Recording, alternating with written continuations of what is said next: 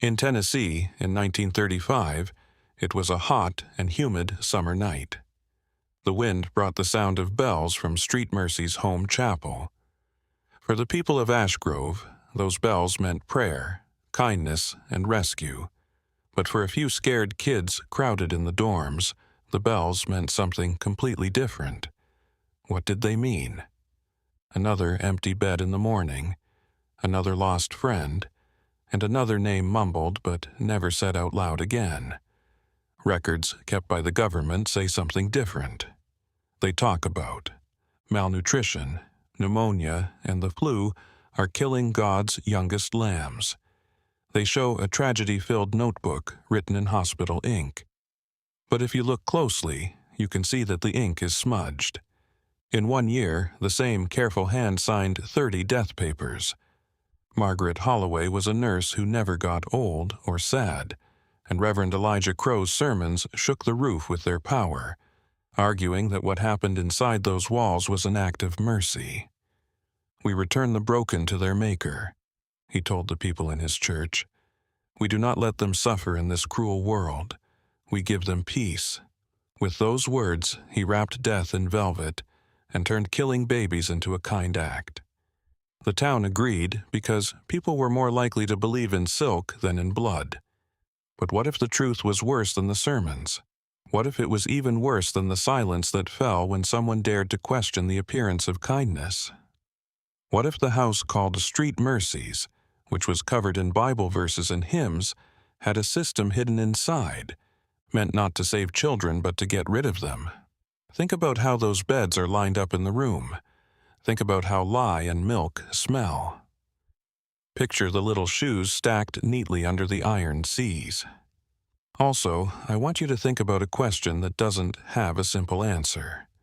You lived in Ashgrove in 1935. If you heard the stories but didn't want to say anything because you were afraid of the truth, would you have? Or would you have chosen silence like so many other people? Since the quiet is what scares us now. The quiet and the shallow graves behind the church.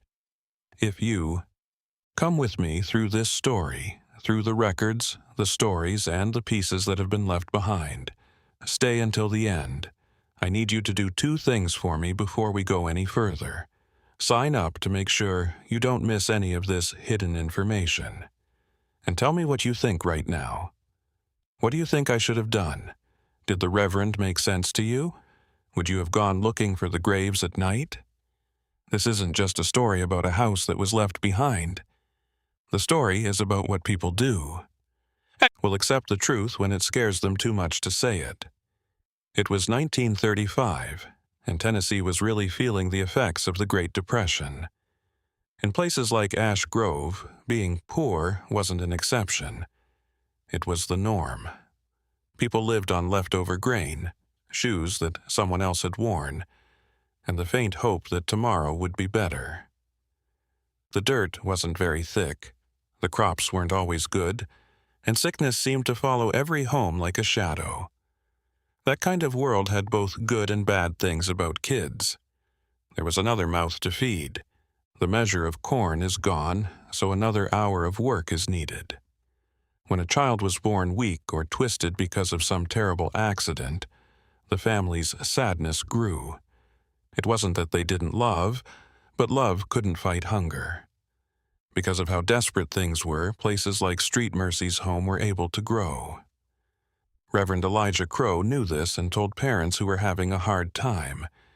He gave them a picture of relief that was hidden in the Bible. He would say from the platform, his voice rising with strong religious belief, "We will dress, feed, and teach them, and if God wants, we will give them back to Him with honor." So the kids showed up. Some of them were real orphans who were left in baskets at the church door. Some were given up by parents who couldn't afford to take care of a sick or disabled child. In the eyes of the people in the town, Reverend Crow was a rescuer who took on other people's problems. They thought of Mercy's house, which was made of brick, as a stronghold of. Rising from a swamp of pain is kindness.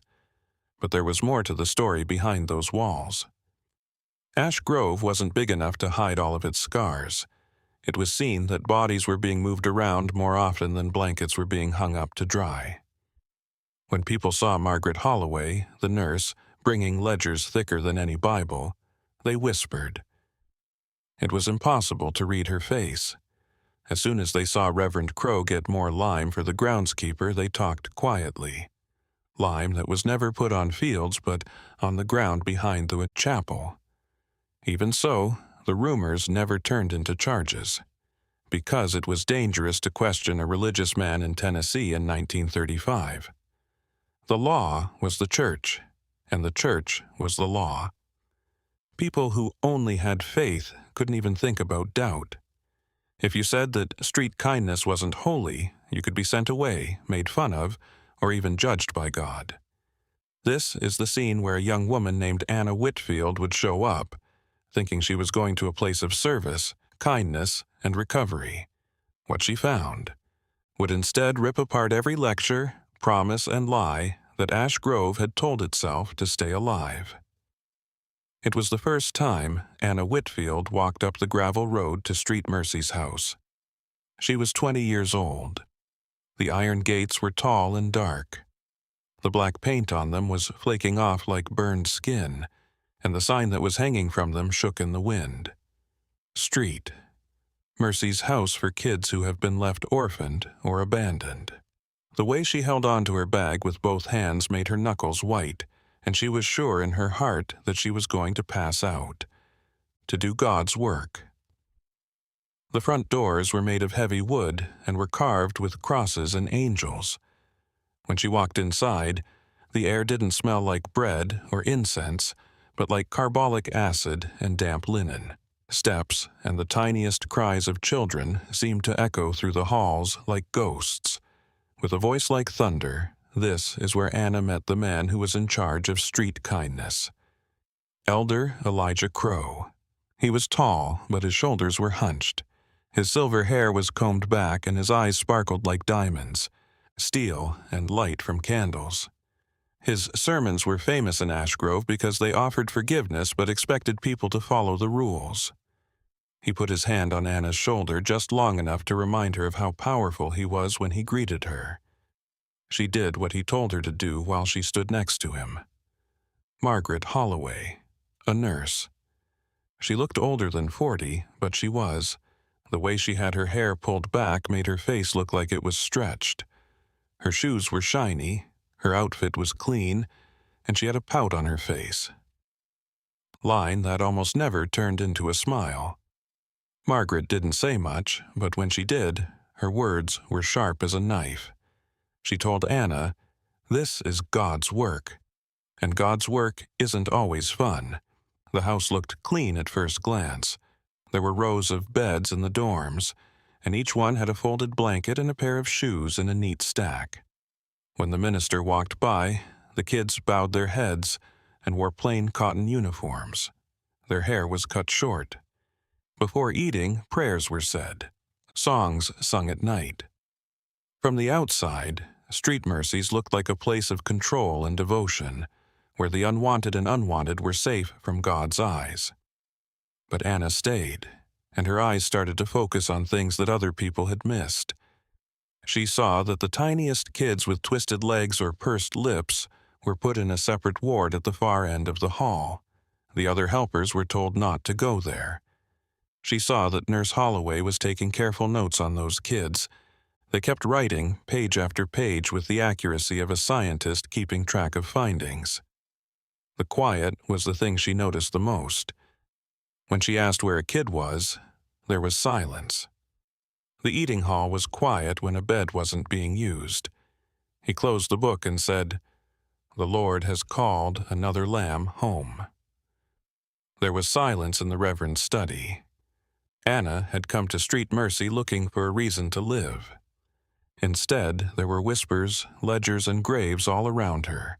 He walked like a Reverend Elijah Crowe. He was a shepherd, but fear and faith both ran his flock. Every Sunday, the church was full of people from the town. There were lots of farmers, moms, and kids in the seats, and they held on tight to their hymnals like lifelines. A crow's loud voice echoed off the rafters, turning scripture into a warning and kindness into judgment. In the form of a child's body, he talked about sin being written into the flesh of God's will. He yelled, "Some are born pure, and others are born marked." Marks are not punishments. They are reminders that kindness is important. Life isn't always the answer. Sometimes freedom is. Awe filled the faces of those in the crowd as they nodded. A lot of people were afraid to question him because they thought it was the same as asking God. Nurse Margaret Holloway stood behind him at the edge of the platform, holding her ledger close to her chest. It wasn't often that she spoke during these talks, but she was always there, ready to cut. Crow came up with the words to explain what happened at Street Mercy's, and Holloway did the work. Before going back she had trained in Nashville, Oak Grove, and she used what she knew like armor. People in the community looked up to her as a woman who kept sickness away and knew how heavy a fever was and how fast a pulse was beating. But for people inside Street Mercy's, she was the guardian of life and death. Every certificate of passing had her writing on it. Her pen kept writing the same words over and over. Not being able to breathe, being born weak, and mercy release. Anna observed the quiet way they were working together. Crow, the preacher, changed the hearts of. The people, Holloway, the nurse, carried out the choices that no lecture would go into detail about. Fear, obedience, and quiet all worked together to make a machine. The kids could feel it, but they couldn't put a name on it. When Crow walked into a room, they tensed up. Many people backed away when Holloway put her hand on the forehead of a child. It was like death had just brushed past them. After dark, the staff talked about her behind closed doors, saying that she had no heart and that her eyes never got soft. But Anna thought it might not be hardness, but something worse, a belief that was so strong that she didn't see what she did as evil, but as helpful. Crow and Holloway didn't show mercy by giving food or blankets. They showed mercy by choosing who should live and who should be sent back to God. No one in Ashgrove tried to get in their way. Anna hadn't seen the whole deal yet, but she could feel it like the weight of the church bells pressing down on her. Something was wrong. Something so wrong that it made her question the lessons she used to believe without question. Not sure. This house had ledger books that were wrapped in black leather. The spines of the books were worn smooth from being handled for years. They were often being brought in and out of Reverend Crow's study by Nurse Holloway, or held tightly in her arms. They looked like prayer books to anyone who took a quick look. But Anna saw that the open pages were not records of prayers, but of deaths when she caught a glimpse of them. Holloway wrote each line with a careful hand that looped around. Name, date, and reason. Always the same, need to know why. Pneumonia, flu, and not getting enough food. But Anna couldn't connect those words to the kids she had seen playing in the yard just a few days before. She could still hear their laughing. How could a boy who ran on Tuesday be gone by Friday? It was like he was wiped with a pen. The official story was very strong. Crow read it to the crowd while falling asleep on purpose. He would say, "We don't get to pick which lambs the Lord gathers early. We only make sure they are collected with respect." People who had.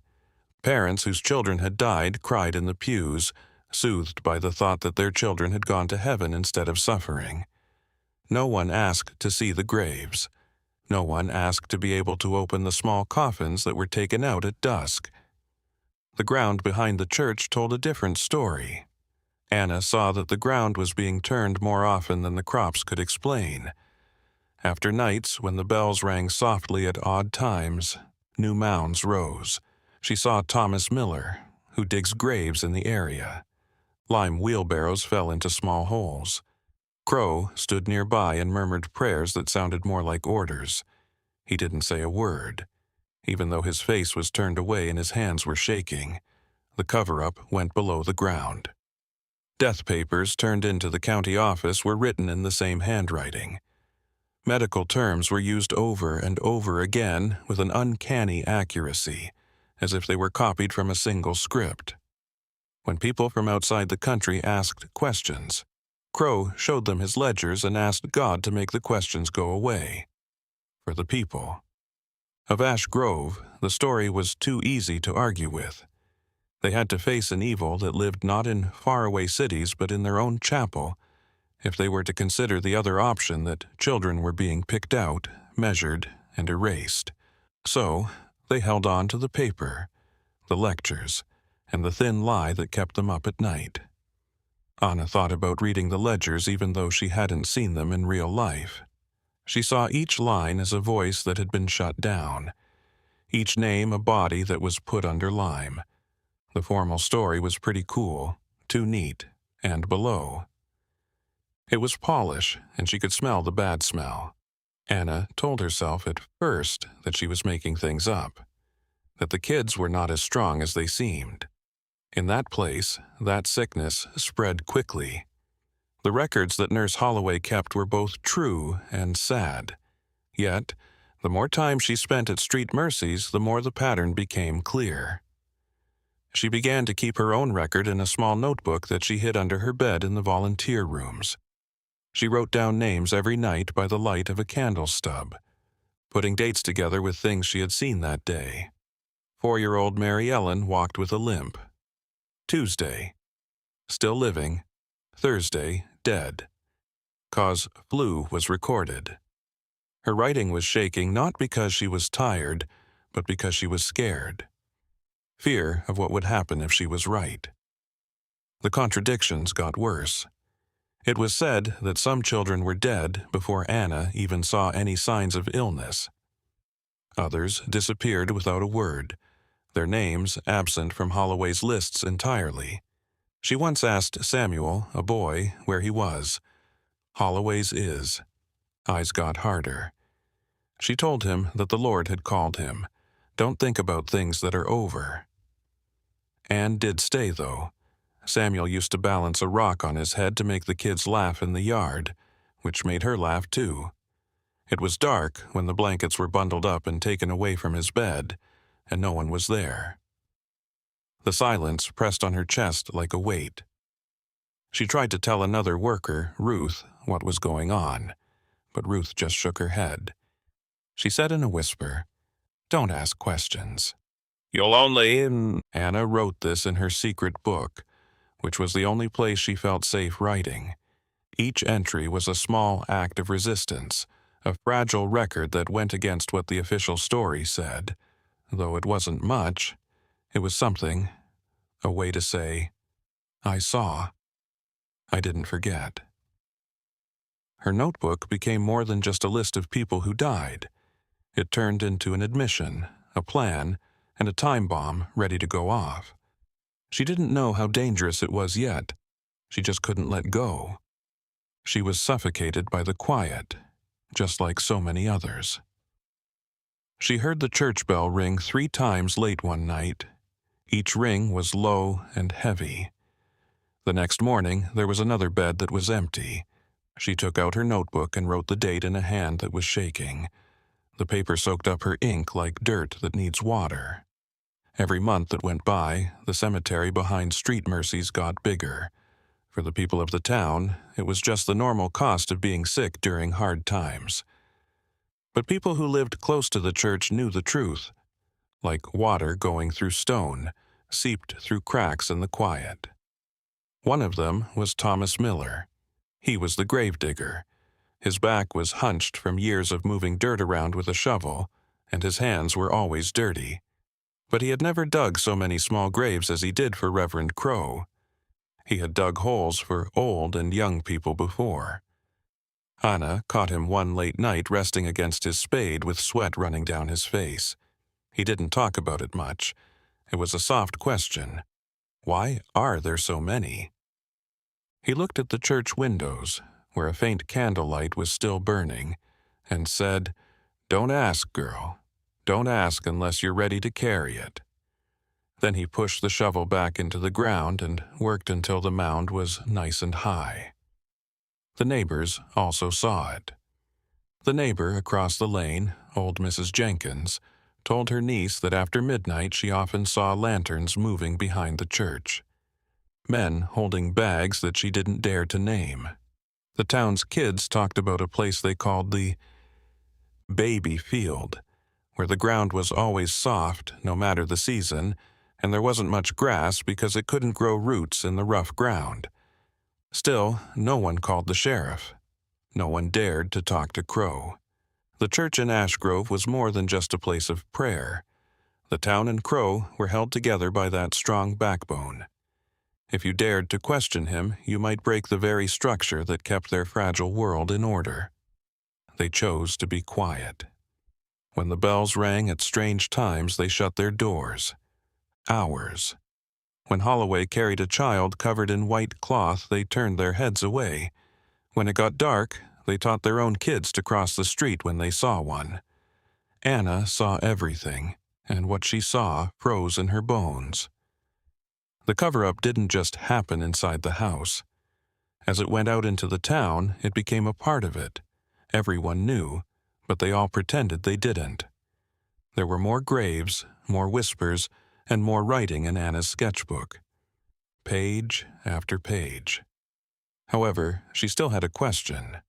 How could a community convince itself that mercy and murder were the same thing? She would soon learn the answer. Crow preached, and Holloway used language that made horror sound holy. Every Sunday morning, Reverend Crow did the most dangerous things. There were a lot of people in Ash Grove's chapel, and the air smelled like pine polish and wet wool. Parents held their kids close, and moms did the same. They bowed their heads, and the Reverend's voice washed over them like a wave. He said one morning, in a serious but comforting tone, "Not all children are sent to us perfect. Some come with bodies that are bent, lungs that are too weak, and eyes that are too cloudy from pain. Do we let them stay in pain, or do we give them to God, who can't hurt them?" The crowd shook, but he didn't give them time to think about it. "We are not executioners," he yelled. We do not kill, we release." With those words, he changed reality. Death was no longer death. It was release, and murder was no longer murder. It was mercy. Parents whose children had disappeared held on to those words, repeating them to themselves until they almost believed them. "The Lord has taken him. She sleeps with angels now. They were spared the cruelty of this world." Margaret Holloway added to the script with her medical knowledge. People in the town asked her how so many babies could die, and she shook her head. "Congenital frailty," she said. "Nature's course. We don't hurry anything. We only prevent needless suffering." Her vocabulary was colder than the Reverend's, but no less effective. Where he cloaked horror in Scripture, she cloaked it in science. Anna sat through these sermons with her heart hammering, the words pressing into her like stones. She watched how the people absorbed them, nodding, whispering, "Amen." She saw mothers, whose tears dried faster after Crow's sermons because they were sure that their children's absence was not a tragedy but a sign of good things to come. The language worked like a spell. It dulled grief, softened suspicion, and turned silence into virtue. To question the Reverend was to question God, and to question Holloway was to reject the wisdom of medicine. As a result, the town stayed quiet with actions and words working together. But Anna was no longer comforted by the spell. Each phrase rang hollow to her. It made her think about how easily words could change the truth. If words could undo a lie, then maybe they could also be used to change the truth. She would soon have a chance to test that idea, because her notebook was filling up quickly, and one entry would lead her right into danger. On a rainy afternoon, while the kids napped in the dorms and Nurse Holloway locked herself in the hospital, Anna crept into the records room. She had seen the brass key and thought, "That's it." She had seen the nurse carefully put it down in the chapel vestry one evening, and Anna's fingers shook as she slid it into the lock. The tumblers clicked like a warning. The room smelled of paper and dust, and the shelves were full of boxes with county records stamped on them. On the desk was a neat stack of certificates tied with twine. Anna opened the bundle and read the first sheet. Name: Samuel Whitaker. Date of death: April 14, 1935. Name: Clara Jones. Date of death: April 14, 1935. Cause: influenza. Signature: Margaret Holloway, R.N. She turned to the next one. Name: James Carter. Date of death: April 14, 1935. Cause: influenza. Signature: Margaret Holloway, R.N. 3 children, all of whom died on the same day, all signed with the same flourish of ink. She held them next to each other, and the handwriting and language were exactly the same. Writing down grief wasn't what she did. It was production. Her hands shook as she pulled more bundles from the shelves.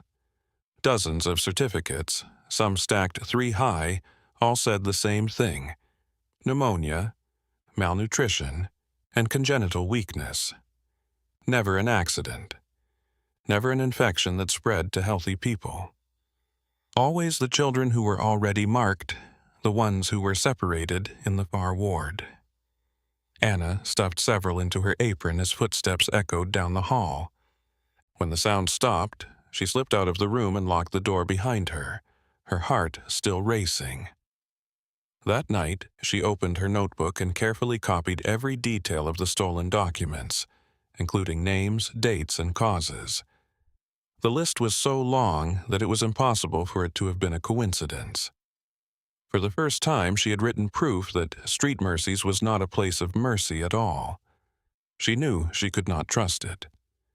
The papers were like a flame in her pocket of truth that could burn her if discovered, but she also knew that once seen, they could not be unseen.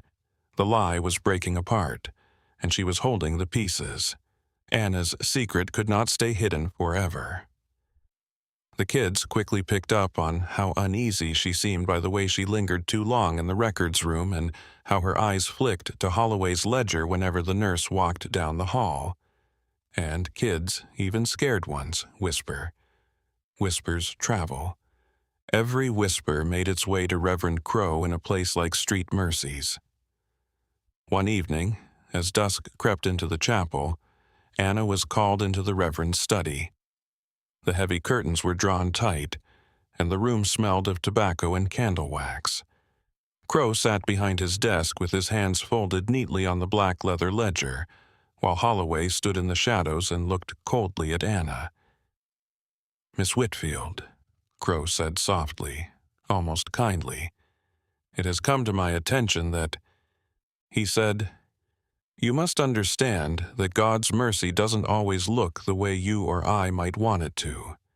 Sometimes it comes as an ending rather than a beginning." Anna swallowed hard and said, "But Reverend, these children are suffering." Crowe cut her off, his tone getting sharper. "Would you condemn them to lives of ridicule, to become twisted, shunned, and cursed by their own frailty? We release them, Anna. We set them free. Give them peace before the world breaks them even more." Holloway stepped forward and put his hand on the ledger. "You are young," she said in a cold, emotionless voice. "Your heart is tender, but tenderness clouds judgment. Do not let your sentiment make you an enemy of mercy." Crowe leaned closer, his eyes shining, and said, "Do not let your tongue make you an enemy of God." The words hit Anna like stones, and she realized that this wasn't a threat. In Ash Grove, defying the Reverend meant facing exile, shame, or even worse.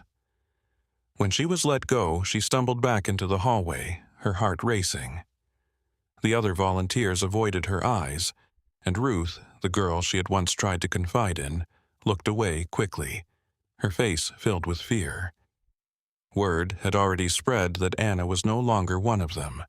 She was a doubter, a danger, and a blasphemer. That night she wrote in her notebook with hands so shaking that the ink bled the paper.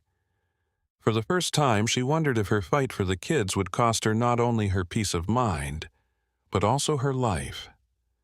After what happened in Crow's study, Anna knew her time as a volunteer at Street Mercy was up. The other volunteers avoided her, looking at her with suspicion and cutting off their whispers whenever she walked into a room. But she knew she couldn't depend on adults anymore to tell her the truth. The kids, she realized, carried the truth. Lucy was the first to speak.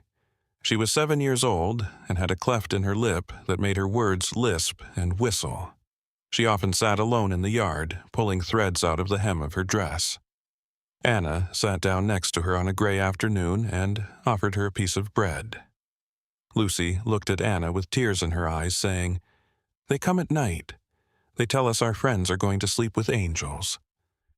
Anna's stomach tightened. "What happens to them?"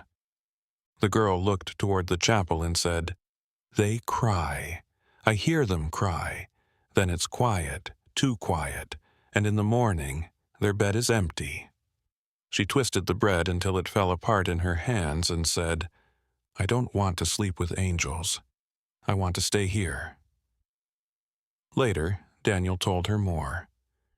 He was a 10-year-old boy who had been blind since birth and clung to Anna's arm as she led him down the hallway. "I can smell it," he said in a low voice, "the bitter medicine. It is said to help. It doesn't smell like rest, but you're resting." He leaned in closer and spoke less loudly. Once she gave it to Peter, he coughed and coughed until he stopped. I heard Reverend Crow praying, but it wasn't like church prayers. It was dark and different. Peter never woke up after that. Anna felt the blood drain from her face. These weren't just childish fears or fever dreams. They were testimonies, raw and unpolished, but deeply carved with truth. The kids knew what Anna had always thought, but she had never been brave enough to say. Each story was another piece added to the growing wall of truth Anna carried inside her. She wrote them all down in her notebook, being careful to keep the words the kids had used. When her candle ran out, she closed the book and held it close to her chest. The pages now held not only names and dates, but also the voices of the last children she had heard. Every time she read one, Anna's resolve grew stronger. She couldn't leave Street Mercies with this information buried deep inside her. The world had to know what these kids were going through and why they were dying. The only question was how she could get the truth out of the chapel before Crow and Holloway crushed her completely. Ash Grove was dead silent, but Anna found one man who was still asking questions. Edward Harper, a local reporter he was in his late 30s, had a thin mustache and ink-stained fingers. He always had his notebook with him and wrote in it while drinking cheap coffee at the Main Street diner. Anna found him there one evening, shaky hands and all. She slid into the booth across from him and wrapped her notebook in brown paper, hiding it under her arm like a piece of stolen goods. Harper looked up, his tired eyes sparking with interest. "You're from the home," she said. "Don't you agree? The Reverend's place." She nodded. "There are things you don't know," she whispered. "Things no one wants to say out loud." She told him quickly about the empty beds, the identical certificates, Lucy's whispers, and Daniel's sharp ears. She showed him the papers she had stolen, with signatures lined up like soldiers on parade. Harper didn't say anything, but his pen was moving quickly across the page as she spoke. When she was done, he leaned back and smiled. He took a deep breath and said quietly, "If what you're saying is true, this is the kind of story that tears towns apart." Within a week, a small article appeared in the Ashgrove Gazette. It was cautious, careful, and written in measured tones. It was called "Questions Arise Over Deaths at Street Mercy's Home." It talked about strange numbers, the repetition of causes of death, and the whispers of people in the town. Harper didn't name Anna, but she could feel Crow and Holloway's eyes on her anyway. The backlash happened quickly. On Sunday, Reverend Crow yelled from the pulpit that lies had been told about this holy house. The devil sows doubt in weak hearts, and his agents spread slander to tear down God's work. Will you listen to the devil, or will you stand with mercy? The congregation roared their support, with heads turned toward Anna in the pews and eyes narrowed with suspicion. Ruth, who used to be her friend, turned her head and looked away at the county office. Harper's article was, "The sheriff shrugged. This year's flu has been bad, and kids are dying, especially sick ones. The Reverend keeps things in order, so it's best not to make trouble." Harper met Anna again in the diner. He said, "They won't touch it. The church runs too deep. The officials, the sheriff, and half the town would rather look away than admit what's going on." He snapped his notebook shut. "But I'm not done. If there's more, we need to find it.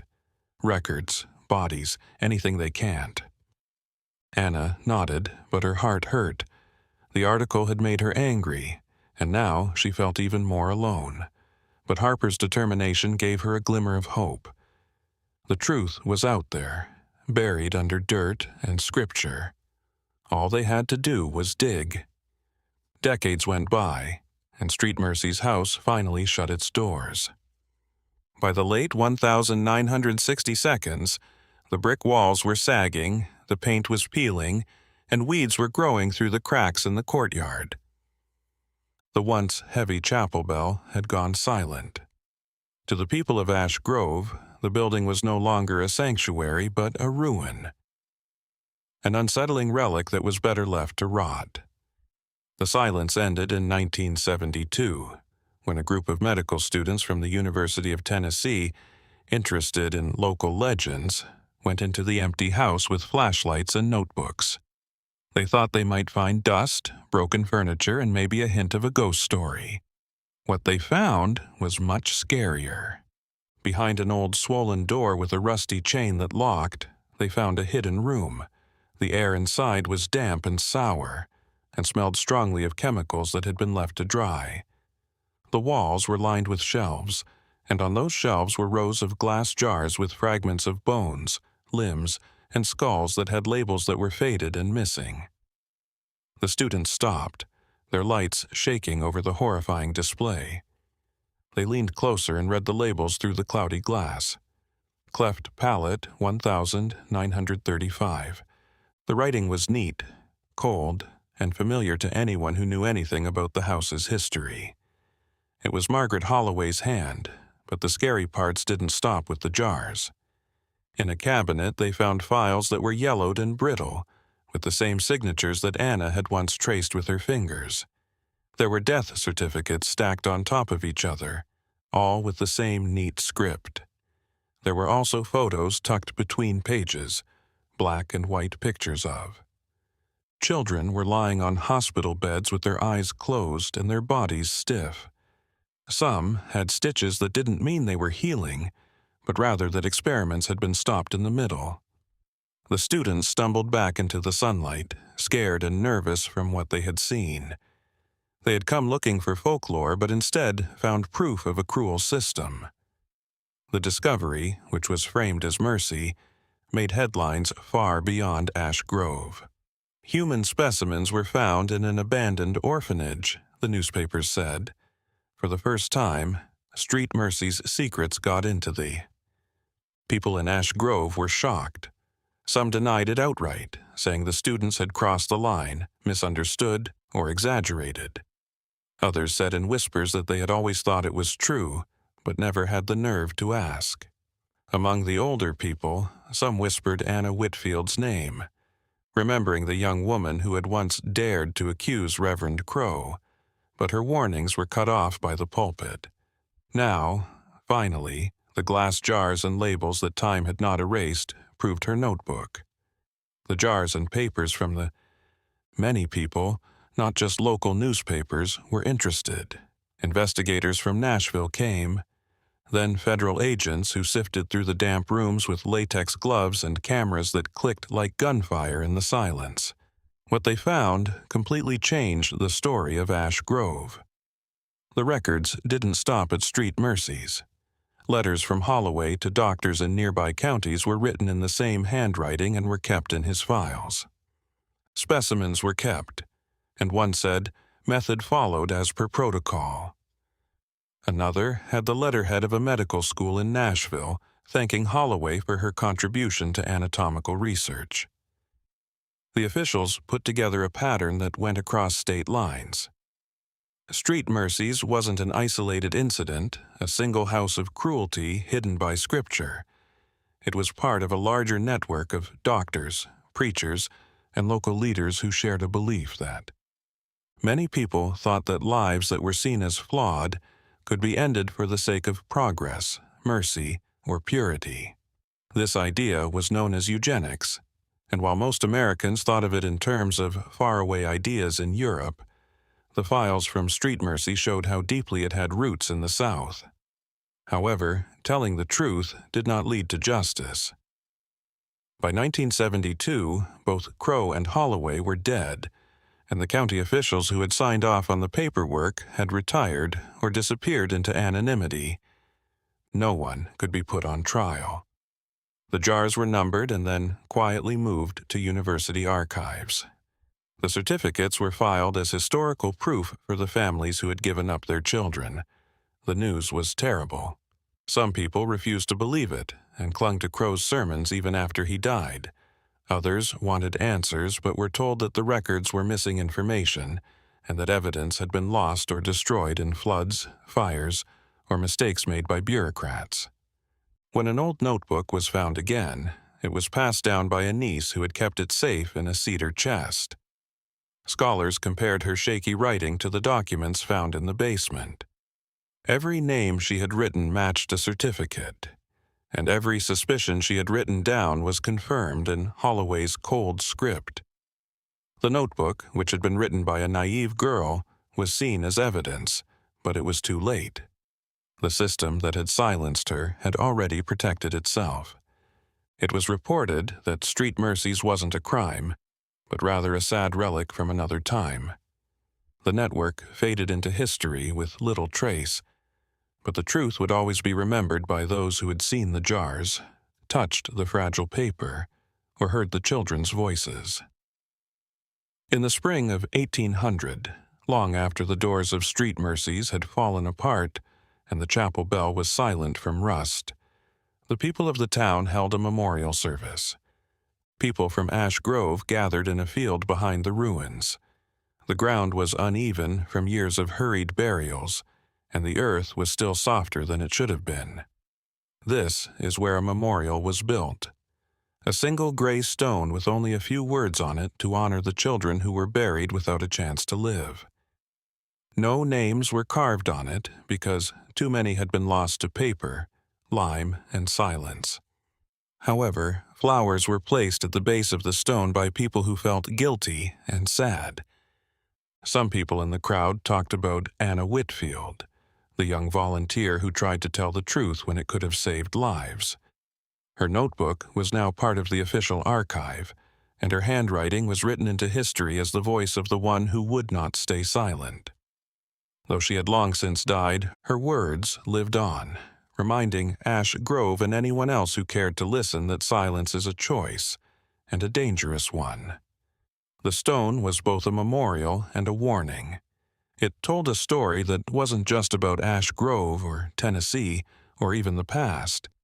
It told the story of how scared and desperate communities can give in to language that is cruel but sounds compassionate. It told the story of how faith and science can be twisted together to make horrible things seem holy in the name of mercy. Behind the chapel's skeletal frame, the crowd dispersed, leaving the stone to keep watch. The air became still, heavy with the weight of all that had been buried. Those who lingered felt as though the silence itself carried voices. Lucy's lisp, Daniel's whisper, the laughter of children whose lives had been reduced to lines in a ledger. Street Mercy's story was over, but its echo lived on, and in that echo lay the question that had been haunting Ashgrove since 1935. Whom does evil dress as a good person?